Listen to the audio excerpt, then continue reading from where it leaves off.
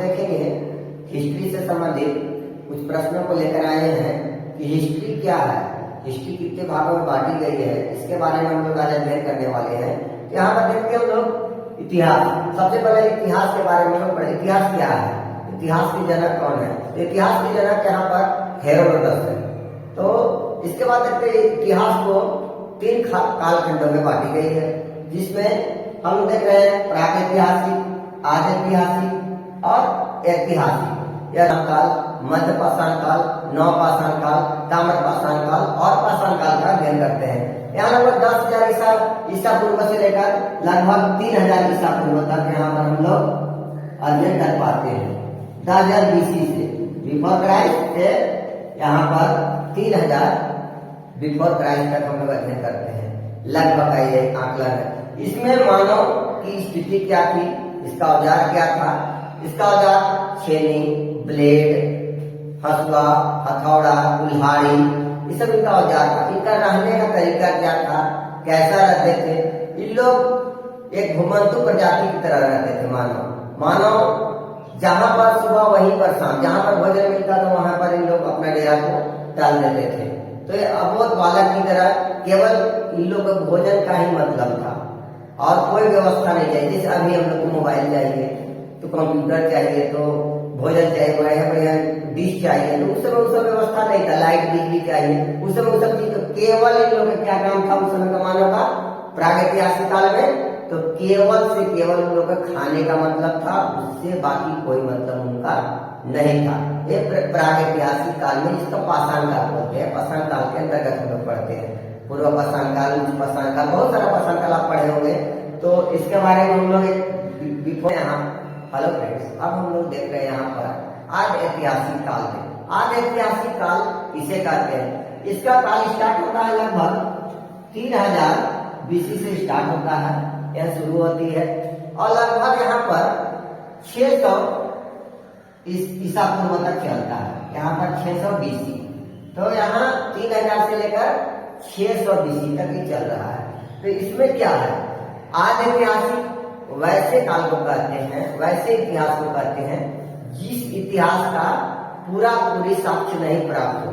जैसे में हड़प्पा सभ्यता, आधा लिखा हुआ आधा मिटा हुआ, जिसे ठीक कोई नहीं पढ़ सका और उसकी भाषा लिपि के ज्ञान किसी के पास अभी तक उपलब्ध नहीं हो पाया है, उसे आदि ऐतिहासिक कहते हैं। इसका इतिहास लिखा गया नहीं है, जिसको हम साक्ष्यों के आधार पर ही देखते। जैसे साक्ष्य मतलब हो गया ईंट हो गया, आपका भवन की आकार हो गया, नाली की आकृति, सड़क की आकृति, ये सब देख करके हम लोग भवन की आकृति, मंदिर, मूर्ति, ये सब आकृति देखकर हम लोग अध्ययन कर पाते हैं कि आदि ऐतिहासिक काल किसे कहते हैं। इसमें हड़प्पा सभ्यता आता है, इसे आदि ऐतिहासिक काल के श्रेणी में रखते हैं। अब हम लोग देखते हैं, इसके बाद अध्ययन करते हैं हम लोग। यहाँ पर 3rd नंबर पर आती है ऐतिहासिक काल।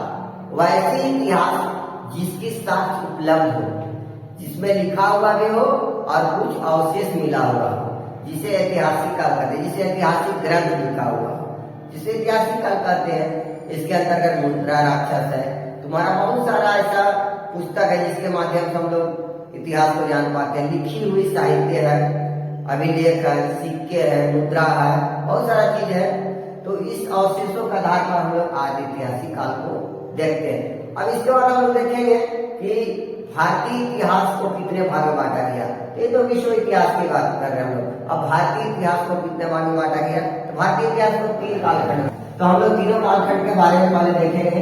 तो यहाँ पर सबसे पहले प्राचीन इतिहास, प्राचीन इतिहास को, उसके बाद हम लोग देखते हैं मध्यकालीन, और तीसरा हुआ आधुनिक इतिहास। यहाँ पर 3 प्रकार के इतिहास को बांटे हम लोग। यहाँ पर प्राचीन कालीन, मध्यकालीन और आधुनिक इतिहास को इस श्रेणी में बांटते हैं। हम प्राचीन भारतीय इतिहास को हम लोग जानते हैं। तो प्राचीन भारतीय इतिहास वैसे इतिहास को कहते हैं जो प्राचीन हो, पुराना हो, जिसमें हड़प्पा सभ्यता आती है, आर्य सभ्यता आती है और ईसा पूर्व से पहले वाली काल को आती है। इसमें हम लोग देखते हैं, अध्ययन करते हैं। तो इसमें हम लोग हड़प्पा, आर्य, मौर्य, मगध साम्राज्य के बारे में अध्ययन कर पाते हैं। अब देखते हैं हम लोग मध्यकालीन। मध्य मतलब बीच का इतिहास, यानी लगभग 600 ईस्वी से लेकर के लगभग 1200 ईस्वी तक मध्यकालीन, या 1200 से 1300 1500 के बीच में। तो लगभग हम लोग आधुनिक से पहले आप आकलन कर सकते हैं 700 से लगभग में आप यहाँ पर आ जाइए 1500 ईस्वी तक का हम लोग अध्ययन करते हैं मध्यकालीन, जिसमें बहुत सारा वंश है, जैसे सातवाहन है, हर्षवर्धन है, चालुक्य है, चोल वंश है।